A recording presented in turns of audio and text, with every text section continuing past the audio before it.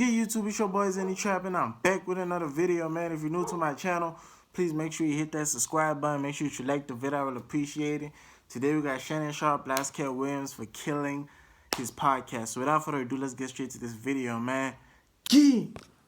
The tea Shannon has come under the fire in the past couple of weeks from some of the most powerful celebrities who hate how he constantly spills tea on them. Allegedly, these celebs are trying to get the podcast shut down. But for some reason, Shannon is holding Katt responsible for this, claiming that the thing started going wrong after Katt came on his podcast. He accused Katt of making up lies during their explosive interview, setting him up for the dragging. Now, y'all know that Katt Williams isn't the type to let stuff just slide, and he clapped back at Shannon, exposing Shannon for being a fraud. Y'all get in on this messy drama because it's about to get crazy between these two. It's been almost 7 months since Shannon Sharpe dropped his mind-blowing interview with Katt Williams, and the industry is still shook. The video alone has racked up over 70 million views, so you know it's a massive hit. Now, you'd think that folks would have moved on from the drama by now, right?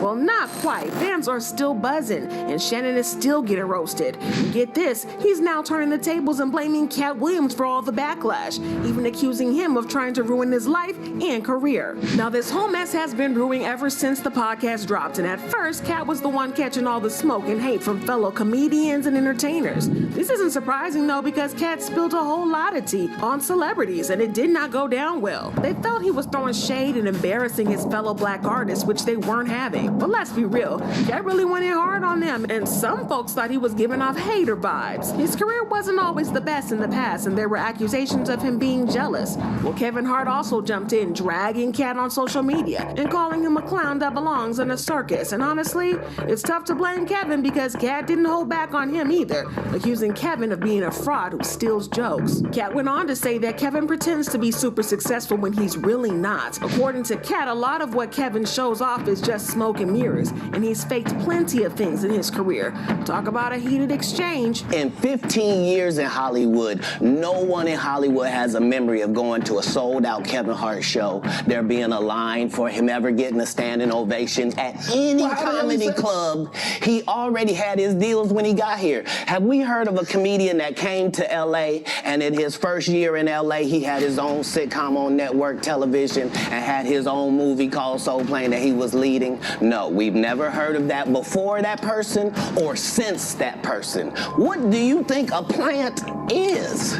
But to be fair, Katt coming for Kevin wasn't exactly out of the nowhere. These two have been beefing for as long as we can remember. It's all kicked off when Katt started talking about how the industry blackballed him for speaking his truth. Now, for some reason, this really rubbed Kevin Hart the wrong way, and he went on The Breakfast Club and claimed that Katt Williams got blacklisted because of his drug addiction and how hard it was to work with him.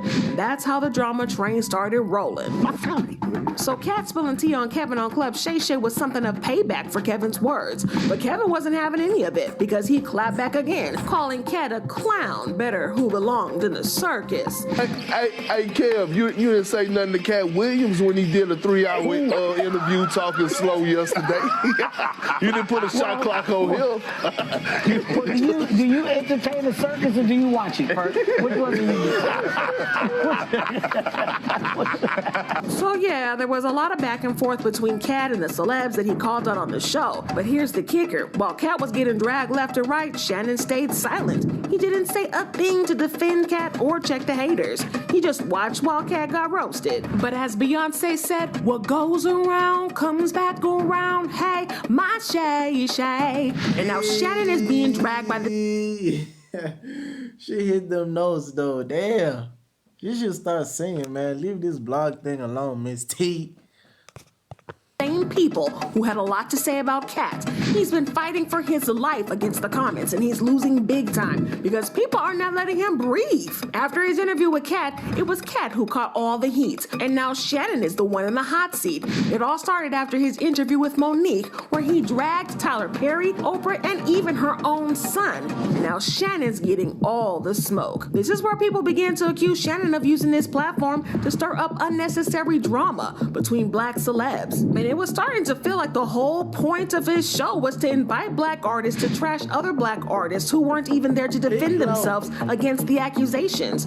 Dave Chappelle was one of the first comedians to drag Shannon and Katt when he said, "What part of the game is this? He ate the ninjas." He didn't say anything about any of these white boys. None of these white boys function like that. Katt is one of the best painters in the game. So why are you drawing ugly pictures of us? Stop. Hurt people, but I'm a hurt person that never hurt people, and he does it all the time. He also accused Shannon and Katt of trying to ruin the livelihoods of his fellow black men, and he said, "If I told my story, it would break your heart. I lost everything and never ever told on anybody," and he is acting like the arbiter of truth. Katt, listen, I F with Katt hard, but D-Ray, tell me what part of the game F's up another ninja's paper? What part of the game is about telling on another ninja? Well, once Dave kicked off the convo, it was all anyone could talk about. People quickly shifted their focus from Katt to Shannon's role in the whole drama fest. They felt he was purposefully bringing on controversial artists just to stir up the pot and rack up views. And guess what? It worked. His interviews with Katt and Monique went viral and got the most views. If his goal was to get views, well, we have to say mission accomplished. But let's be real, who doesn't love some drama and controversy and juicy accusations?